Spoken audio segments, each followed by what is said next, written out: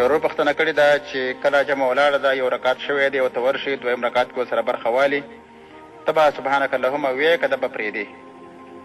جواب دا دی کله چې امام په جهري مونځ کې لګی او قرات په زوره باندې کوو ته به سبحانک اللهم پرېږدې او ته به دواره اعوذ بالله بسم الله والحمدلله به شروع کې. د هغه وجه دا ده نبي علیه السلام فرمایلي دي چې کله امام قرات کوي او کله تاسو د امام پسې ولاړ استئ فلا تقرأوا بشیء الا بفاتحة الکتاب، یو شی مه لولئ ما سوا د فاتحې نه. او دویم قسم روایتونه داسې دي واذا قرأ فانصتوا، کله چې امام قرات کوي تاسو چپ شئ. نو د امام د قرات په وخت کې به انسان یو سم نه وایي. دا فاتحه به موږ تاسو نه ویلې لیکن فاتحې باندې امر راغلی دی. نو فاتحه څه کوي؟ فلهذا فاتحه به ویلی شي او نور سبحانک اللهم یا سورت وغیره ده به نه ویلی کېږي کله چې امام قرات په زوره باندې کوو.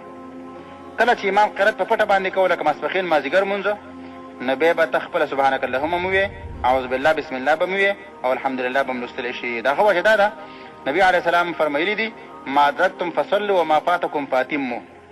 د فاتمو نه معلومیږي دا چې ته به مونځ په ترتیب باندې پوره کړې نو ستا اول رکعت دی. او د صحابه کرامو فتوا په دې باب کې شته دی. د ډېرو صحابه کرامو هغه دا ده چې ما ادرکت مع الامام فهو اول صلاتک، تا چې کوم مونځ د امام سره ګیر کړه دا ستا د مانځه اوله برخه شوله.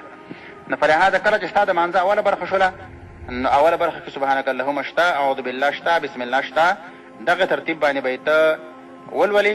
اصل امام په پټه باندې لګی دی نو ستا او د امام منځ کې کوم تعارض نشته دی نو په دې صورت کې به لوستلی شي. نو که امام په ښکاره باندې لګی بیا به سبحانک اللهم پرېږد الحمدلله به شروع کړي.